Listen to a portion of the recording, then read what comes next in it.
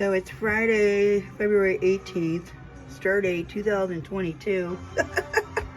This is a view out this side window, which has some stuff on it. It's a double pane window, and it's obviously lost its seal because I get fogged up stuff on it. And there's birds must be roosting up above. And I had these crystals at our house in Freeport, which is now a medical center on Mallow Drive. Oh, that place was ridden with mice and a flooding basement and a 1950s rusted Texaco oil furnace.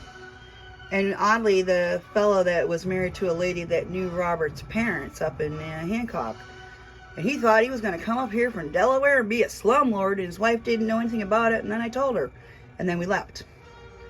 And I did see her father once up there, and I did not say a word, because why should I? But don't come from out of state and become slumlords here, and don't be in state and be a slumlord. See this door?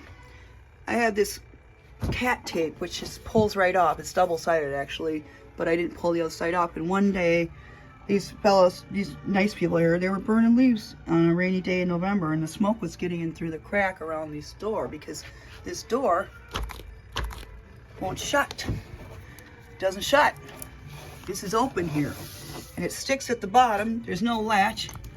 I can tighten the doorknob, but this door doesn't shut, and there's no screen, so I couldn't open it in the summer anyway because my cats would get out. And we used to go on the porch, but now the porch is sagging in the back, and the railing was disconnected. I don't know if they fixed that. And I don't feel safe even sitting on that porch anymore. And by law, I think you have to have a different egress, but if I don't feel safe on the porch, I guess I'll move this thing. So, but I thought, well, I have a bedroom window that opens right out to the dooryard. I'll slide that right open and pop right out. You know?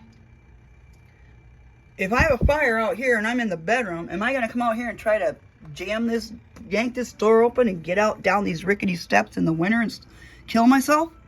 No. But this is ridiculous because this is, look at this door, it's not shut. It's open. It's only shut because the bottom sticks. And they've never fixed it. They've known it's like this. They don't give a flying heck. So, but these crystals were hanging in my window in Freeport. We had like an outside window, and then there was an open window area to the kitchen coming up the little steps, and it was very cute. So I had these, I got these from the Bean Path, which Heather Parker T. Simone owned, and I'm very sorry when it left. It was near where pigs fly, going out of town toward Yarmouth. And I took a class with her on a couple things, you know, knew her. She's in Arizona now, and she does Leedy Lovendale. It's L-E-E-T-I-E, Loven, L-O-V-E-N-D-A-L-E. Leedy Lovendale is her jam now. She's got all this vintage lucite stuff. She's really cool. I'm sorry that she left Maine, but now they're where it's warm. And my cousin Eileen's husband, Jesse Brackenbury, used to run the Rose Kennedy Memorial Green Space, and Leedy Lovendale had a booth there. I'm like, hey, what up? My cousin husband rolled there, but he's doing something in Brooklyn now, I guess. But these things, they were hanging more straight. This is what they call tiger wire, and it's got some kind of a memory to it. So, but it's strong, and it has, you know, it won't, you have these little crimping beads. And I just did a circle and a crimp, and then I did a crystal and a crimp, and I had them in a pattern, and I just found them in this box of crystals. Just make a tarot safe in the corner where Jennifer can't step on it, or it won't slide to the floor until I get new strings for it. And lessons, many lessons. And I was going through stuff because I saw a lot of stuff to sort through in front of this big craft desk. I listened to Pierre Monteux, Robert's grandfather. Sunday evenings with Pierre Monteux, broadcast performances from San Francisco, 1941 to 1952. And, sorry, the weather's changing again, my nose is running. CD9 Russian music, and you can read all about that. I'm not going to read it right now. Anyway, I found it when I was sorting through, and I'm like, something nice to play. And I found these bag of tourmalines, and I found these crystals that were in this box. And this one,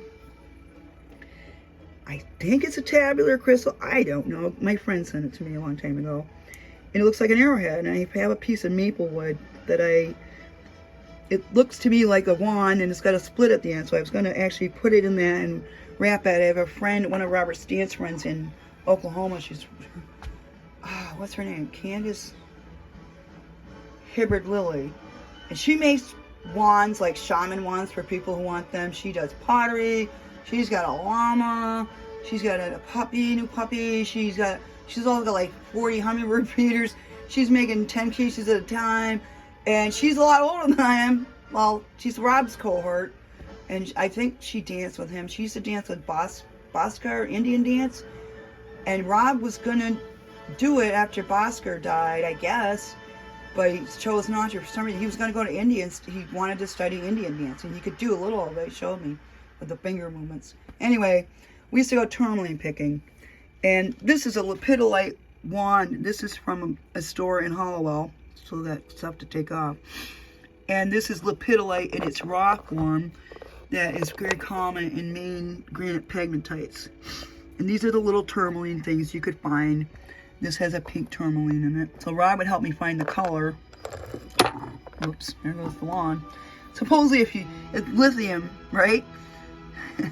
And if you rub it on yourself, it's supposed to calm you down, but whatever. And I don't know if I believe that. So these are the little baby gems, and you can't really, like this is a very light green one. You can't cut something like that into a gemstone without taking a good portion of the material away. So they're more, for me, stick them in a jar or something, or stick them in a bowl, or right now I have them in baggies. And I do have some more gemmy ones that are a little bit bigger that I actually purchased in a lot at one time. But here's the pinks are more rare than the greens, and then you got light green, dark green, blue. Blue, this is blue, I believe, or bluish. Blue is the rarest. So you got this one here. This one here has blue and pink and dark green or whatever. And I don't know if you could, it's not really gem quality, but it's cool. And kids love it, and they're so good with kids. It's called Dig Maine Gems, DIGMEGEMS.com. And they're out in Bryant's Pond, but it's like West Paris on Route 26. So we take 219 out, me and Robert, and it's probably about 35-40 minutes at tops over Hill and Dale. 219 to 26, take it right, and a couple miles up on the left there's a Molly Ockett Motel, and then a little bit after that there's like a big sign and a flag, and you go down this sort of dirt driveway and bring your wet shoes because there's always some kind of wet sand where you park. And I just bring my Airwalk crocodile style shoes with the Velcro, and you pay $15 to $50 for a bucket because they'll load the buckets up. So if you're only there once and you have your kids with you, get a loaded bucket, pay the extra fee, then you stand there and you have to carry the bucket over and take your shovel and sift a little at a time, and then rinse it and tip it upside down on the formica or whatever it is, and they will come around and check on you and make sure that you're doing well. They're really cool over there, and you have a board there that shows all the different things, and then they have a little rock tent with rocks and gems from, not gems, but you know, like you can buy tumbled stones and things, so your kids can buy something for your kids for $5. And they know what they're doing. They're good people, and I would highly recommend them. And Rob and I used to go there a couple times a year, and then we'd go down the road to the Mallard Mart gas station, which is not that far from the intersection of 219 and 26. You would actually kind of take a left. So you go down, it's on the right, there's a couple gas stations, but Mallard Mart has subs. And they're okay, and the french fries are okay. They're french fries from a gas station. But they have pizza and stuff, and snacks. And then you go further down the road to Snow Falls Gorge, which is a little Androscoggin River, and there's a picnic here, and it's beautiful. It's a kind of lovely. Motorcycle people stop there, and there's an outhouse, but it's questionable, so I'd use the one at the Mallard Mart if I were you, because a lot of people use it in the summer. And there's a footbridge that goes over the gorge, and you can take photos. It's beautiful. It's not huge, but it's really pretty. And then if you go to the right, there's a path with the pine needles carpeting the forest floor. And on the left, there's a channel of water. And above that, there's an old railroad track. And if you walk back in there, it's just like you're in medieval forest. Or you can go to the right and go down to the area where the river comes in and stand there and watch it. And imagine people who were there thousands of years ago, standing in the same spot that you're standing now. And then, you know, the water tumbling over the rocks refreshes you. And then you go back and you look at the river on the other side of the gorge, and it's flowing and it's more peaceful. And then you get back in your car and you go home and you feel better. You're traveling through the pine forest over hill and dale, past the schools, past the lakes, and you get home and you feel so much better, and all for less than maybe $50.